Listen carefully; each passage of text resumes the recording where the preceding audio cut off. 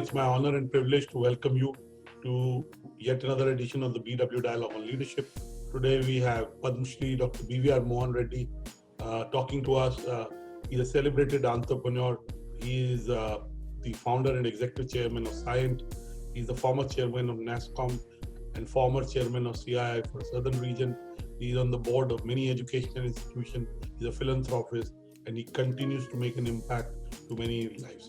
Welcome, Dr. Reddy, and we're grateful that you're talking to us. First of all, I'd like to know from you, how have been the last 9 months, both personally and professionally? Good morning, Dr. Batra. At the outset, let me thank you for inviting me to the BW Leadership Dialogue. I've heard many good things about it. I'm very honored with your invitation. Like for anybody else, the last 9 months have been extremely challenging. The COVID crisis certainly has created several challenges on lives, on livelihood. And from my perspective, I also keep saying for learning also, that's a new passion of mine, education. So in all the three counts, I think we have had serious challenges. But I think with number of interventions that have happened from the government, and more importantly, I guess the gene in the human being itself to say adversities, we will fight them and we will come out victorious, I think has made that we could face the crisis fairly well.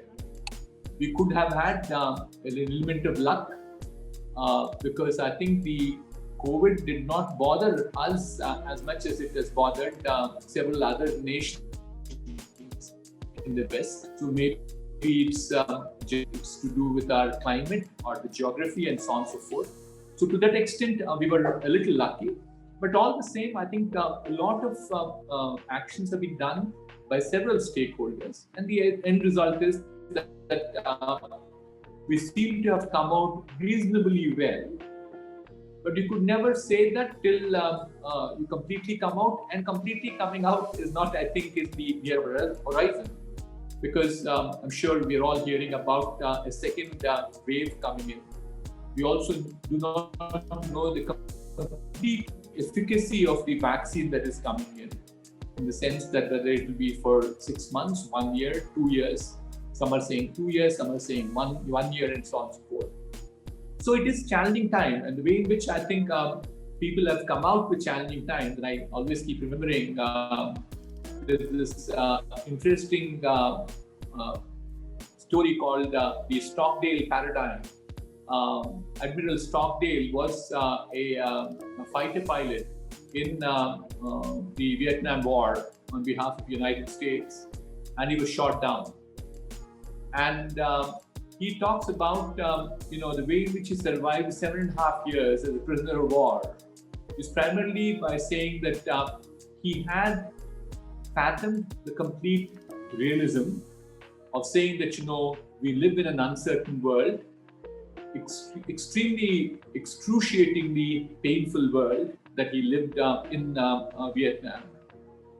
But all the same, he also had an unwavering optimism, faith in future, that he will come out, but more importantly, he will come out stronger. I think that is what we all have to get into our mind frames. Realism, that there are challenging times, but optimism, which says that we'll come out stronger. Okay, on that optimistic note, let me ask you, the technology transformation has been aided by COVID. Large companies, mid-sized companies, startups, all are becoming digital first. Technology is not only becoming an enabling factor, technology is becoming the driver for the first time. Now, it augurs well for the IT and the IT services industry.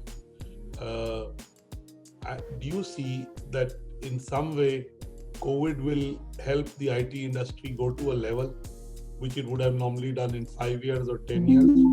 And in terms of technology, we're moving from a CapEx model to an OpEx model, technology as a service, right? So give us a sense of what is the kind of impact COVID is likely to have on the technology services ecosystem, on the IT and ITES services ecosystem. Thank you, Dr. Batra. A very good question that you have for me. The first and the foremost is certainly COVID has not innovated any new technologies. What COVID has done to our lives is accelerated the enablement, deployment of digital technologies in various. Actually, the technology at one point of time was also branded as information technology. Why was it? It was computers and storage, etc. And all that was primarily used by corporates for providing information, whether they wanted to know their sales, so it was sales order processing, or they wanted to know what inventory levels or inventory control, or it was to do with payroll and so on and so forth. There were various different applications. They got integrated into a platform like enterprise resource planning, etc. But what we are seeing with technology, we'll come to COVID thereafter, is that the technology has become all pervasive, and it's now not just impacting information systems, it's actually impacting our live decision-making processes. We can think about examples of a play of technology in education. It can be in agriculture, it can be in healthcare, and so on and so forth. It is not information technology. It is in technology for decision making. A good example for in education, for instance, people talk about online education, talk about massive online courseware, MOOCs. But then now on top of MOOCs, you can write an AI algorithm by which you are in a position to create individual learning paths for each student. So therefore, technology play in education. Or if you think about agriculture, there is precision agriculture, which primarily says that, instead of trying to spray pesticide across the farm after a farmer sees a small little pest in one corner, you can now identify, zero down on a tile which is 1 square feet and just spray on that area where exactly the pest is. So what we are seeing with technology is become all pervasive. And what has COVID done on the technology is it's accelerated. And the acceleration continues to be there, because some of the key drivers at this point of time for this technology becoming so accelerated don't seem to be slowing down at all. Let me call out a few accelerators. The first one is computing itself, computing and storage. And it was Gordon Moore way back in 1976. He said that the amount of components that can be placed on wafer will double itself every 18 months. The cost will become half. The size will become half. He said it in 1976. People thought he would be very accurate. But what we now realize is we can do it even faster than that. So the computers and storage are becoming faster, cheaper, and smaller. And the second one, which I think, people like, I'm sure you're much younger to me, Dr. Batra, but all the same, the generation that we belong to, we have seen in this world, in this country, that for getting a telephone line, we waited for 7 to 8 years after making the payment. And what is the level of communication capability at this point of time? You can go and buy a SIM across the street, around the corner, and then you are mobile enabled at that point of time. You're connected. So the numbers show us now that out of 7.5 billion people around the world, the 5 billion people are connected. But more interestingly, what we are seeing further is that it is not just people who are getting connected, it is also things which are being connected. And the predictions are in 2020, there are 20 billion people and things on the network. And what we are further seeing at this point of time is, this is actually a theory which was developed by a gentleman called Metcalfe. It's called the Metcalfe's law. The power of a network is the square of number of nodes that are there. So the power of the network right now is 20 billion square. That's the type of acceleration that's happening. And you look at even communication speeds. A good example of that is we've been talking very extensively of teleconsulting. Doctor on one side, patient on this side, and we can consult with each other. I'm sure you must have gone through it too a number of times. But what is interesting is when 5G becomes rolled out, it is not teleconsulting will be there, but you will get into a mode of telesurgeries. Because today the latency on a network does not allow you to do a surgery online. Because the moment the stylus is moved by the doctor on one side, the knife is not moving simultaneously on the other side. If there's a bleed on the patient, the action from the doctor is lagging in terms of cauterization. But with 5G technology, the latency will come down so dramatically that you will be in a position to do that. So therefore, the communication capability, the speed of communication, the second accelerator for this technology getting deployed with varied number of applications. A third one, which is very interesting too, I'll call 4 of them and I'll stop there. Third one, which is interesting, is the sensors. This ubiquitous, ugly-looking devices they were. They're also again going to the smaller, cheaper, and faster. But interestingly, what is happening is they are in a position to sense what the human being senses equally well, if not more accurately, some instances. So God gave us these 5 senses of feel, vision, smell, taste, and sound. All 5 of them, these senses are in the position to do it. And a good example where they do it much better is that if you look at an X-ray of a patient, typically, I'm sure I go through these X-rays, and the doctor would, after the X-ray, put it on a fluorescent light background, and then look at it and say, oh no, Mr. Reddy, this is all clear, and allows it to go. But actually, if there's a lesion on the lung, which can't be seen by the naked eye at that point in time, the computers are seeing ahead by a year's time. So you can detect tuberculosis a year ahead of a doctor itself. So that's the vision power that's coming. There could be so many other examples. If you look at sound, typically we know of examples where a motor mechanic will come, just put on the power on to the motor and then say, sir, isme bearing gaya hua hai. Question that comes up is, how did he realize that bearing went wrong? Is primarily he heard the sound. Now, if you can do the same thing with computers and synthesize it, and it can remember it much better than the human being, you can imagine the outcome. Finally, these sensors are putting oceans of data. And on top of it, you're running algorithms, which are called AI, ML, and so on. So a combination of all of these are definitely accelerating technology further because of COVID. So therefore, what is future is all digital transformation.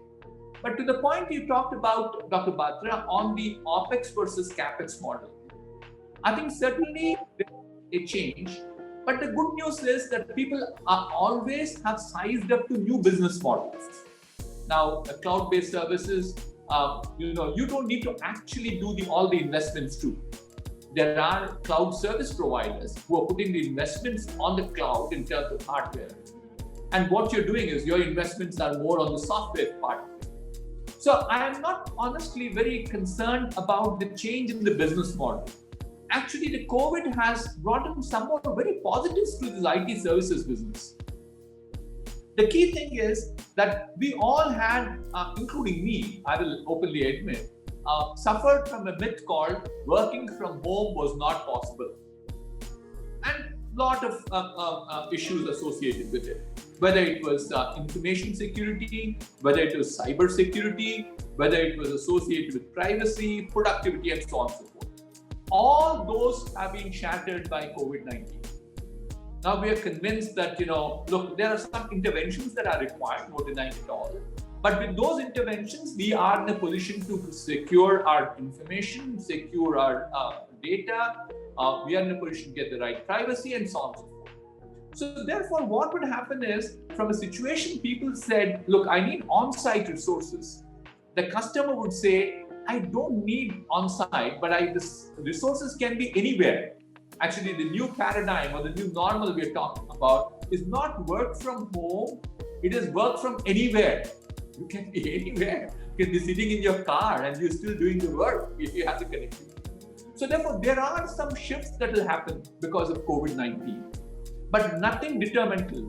But I think it will definitely speed up our ability to grow the IT services business and also the startups and the product business. Okay. Now let me come to the fact that the Indian economy did get impacted because of COVID. It was a lives issue, became a livelihood issue. When do you see the Indian economy coming back in full bloom? It's $1 million question that you're asking me, Dr. $1 trillion question. It's not even million. Actually, exactly. I agree. It's $1 trillion question. But let me take a shot at it and take a guess at it. My belief is that, look, some of the industries have started coming back already. You look at the auto industry, it's already up and running almost to the levels there it was. There are a few industries which have still not done well at all, whether it is hospitality. Actually, at one point of time, healthcare was also suffering because of COVID. Now, healthcare has also come back with vengeance. The ones which are suffering is more of hospitality, travel. Some of those, I think, will take time to come back. Especially, we don't know what the future of COVID, the second wave of COVID is. So it depends upon that. But I am putting all of them together, given that the impact was low, etc. I have a feeling by summer of 2021, that is that financial year of 21-22, we have to write off next quarter too, the Jan, Feb, March. April, May, June is a possibility, but for sure, July onwards, I think we'll come back to normalcy. Okay. Now we are 30 days away from the budget. To be precise, 32 days away from the budget. What would be your expectations from the finance minister? I think, the finance minister has to give some more softs for saving the livelihoods of people. People are somehow managing to survive, protecting their lives at this point of time. If you look at even what has happened in the West as recent as today, the debate is still on. I think the signatures and re-signatures are going on. Is this $2,000 soft that US is giving to every individual in the United States who has less than $75,000 of salary, which is a fairly large threshold already. So I think we need to, that's my big ask is, today they must be just scrambling actually. They're just scrambling for their lives at this juncture. So to support those lives, we need to ensure that we give some amount of incentives to people to ensure that they will survive. That's number one. Number two is, when we talked about industry, we also talked about some of the industries coming back. I think it is largely to do with the larger companies which have come back. They have the staying power, they had all the wherewithal. I think where we see a sizable amount of suffering going on currently is also with the small and medium enterprises, the SMEs. They require some amount of help. That I think is very critical for us. A third area is that we are saying that truly, if we believe in Atmanirbhar Bharat, we got to make sure we incentivize the local manufacturers a lot more. So I will stop. These are the three primary asks that I have. Okay. Now, as we go into 2021, clearly it's a new year. We've discovered a lot of things that you talked about work from anywhere. That myth has been broken. And never say never. I keep saying that there are a lot of unknowns. There are unknowns that we know that exist, and there are unknowns we don't even know that exist. So we're dealing with a lot of unknowns. I want to ask, apart from work from anywhere, as we go into 2021, what are the top three trends that will in some way shape the future of business, the future of work, the future of workplaces, the future of IT and IT services? The future of IT services, the future of business will be So three, I'll just get down to one, is all about digital transformation. Every organization, irrespective of whether they are consumers, they are businesses, whether they are government institutions, all of them have to look towards digital transformation. Organizations which can be speedily transforming themselves digitally are going to be the organizations that are going to be successful. So therefore, I think the key for me for 2021 is the digitally organizations have to accord a high priority for digital transformation. For individuals, I would like to also submit to you, the second one that I have is that there is a sizable amount of shift in the skills required. And that is a very major concern that people are having. That is, look, my jobs are in danger at this point of time. And a very classic story I have is that I have, it's there on the internet too, you'll find it, that there's a photograph of Fifth Avenue in New York in the year 1900. And you'll see from the photograph, the whole street is full of horse-drawn buggies, except for one car that's there in one corner. And 13 years later, from the same vantage point, somebody took the same picture of the Fifth Avenue, New York. And they find the whole street is full of cars, except for one or two of those horse-drawn buggies. And I keep saying, we did not kill the horses, or we did not starve the horsemen thereafter. What did we do is made sure that the horsemen learned new skills. For example, they became drivers because automobiles came in and automobiles required drivers at that point in time. So similarly, this could be a very mundane example I'm giving you, but there is a much larger shift that is happening at this point of time. So the key takeaway for 2021 is please learn new skills. And learning new skills is also not very difficult because it is not necessarily that I have to take time off from work or my business and go and sit in a classroom and learn. All these are available online on a virtual platform.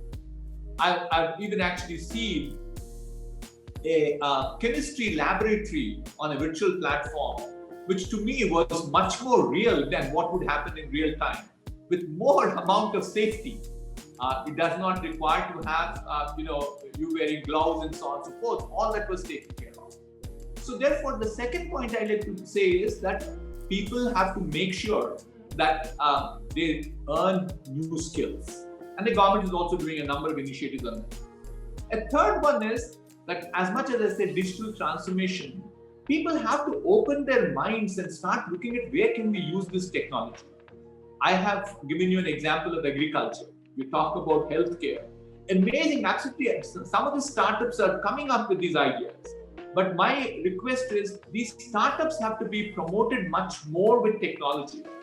Because world over, we have seen one thing for sure, is that the job creation is done by startups and not by existing large companies. There's a statistic which says 60% of new jobs are created by new companies, only 40% are created by the old existing companies.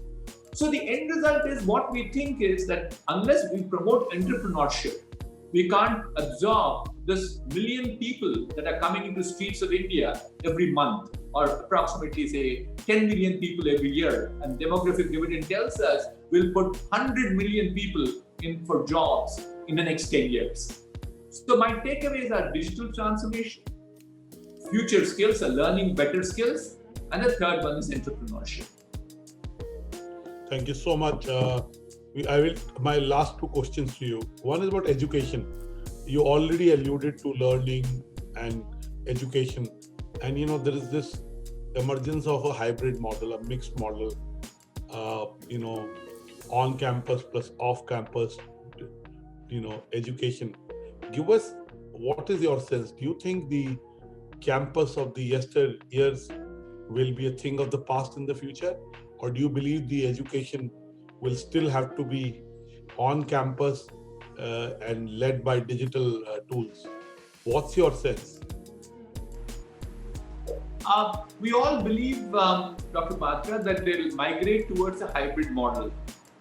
And we are seeing, we're doing some more research into it, how countries are migrating. I think there is a variation between country to country in terms of this migration, largely driven by the connectivity, and B is the economy of the nation or economy of the individuals. In India, the process is likely to be much slower compared to many other countries. So therefore, because we are still not a very affluent country where we can have pads or devices with our every child in this country, and we still have challenges in terms of connectivity. So therefore, it has to be a hybrid model. And when we say hybrid model, slowly moving in that direction, but as a country, we also need to look at white spaces, which are just not the very traditional hybrid model people are talking about. There's part of it in the class, part of it in your home with a device in your hand, or device in your lap, or device on your desk. But some of the models that we are currently exploring is, can there be a common community center as opposed to school? You don't need to go that distance to the school. I know even in cities like Hyderabad, there are parents who send their children by, say, 8 kilometers, 10 kilometers. But typically, it is much, they have the luxury of sending their children in the neighborhood school. But in the rural India, which is still 70% of India, the child's neighborhood school is about 5 miles away. And transportation is a tough issue. They're somehow surviving, they're still learning. But with this new technology coming in, instead of the child going all the way 5 miles, or the teacher coming, now you say you don't have enough of children in the village, I can't have a school in this village. I work with a school where, they said 100 was the threshold, now the 200 is the threshold, and so on. So therefore, in those instances, if you have a common community center where you already have a connectivity and you have some devices that are there, even shared devices, that could be one white space we're looking at. Or actually, don't go all the way to education 4.0, which is primarily what we talk about, two-way communication between teacher and the child. For a while, in this hybrid model, it can be still the distance learning. The Telangana government has an initiative by which now you use TV channels to run the classes. So the children start learning in the very traditional sense. It's the teacher who is teaching on a board. You have a book with you. You can go back to the classes, etc. So in India, it will be a slow process. We have to look at hybrid models. We're talking about school children. We're even talking about higher education, where there are remote places. Some of the students who come to the premium institutions, we had challenges in graduating them last year because they were so remotely there, we could not get them to write a final exam. So we had to have a telephone viva on these subjects with some of the students and finally made them graduate. They were good based on their past qualifications too. So in India, as far as the migration is concerned, it will be slow.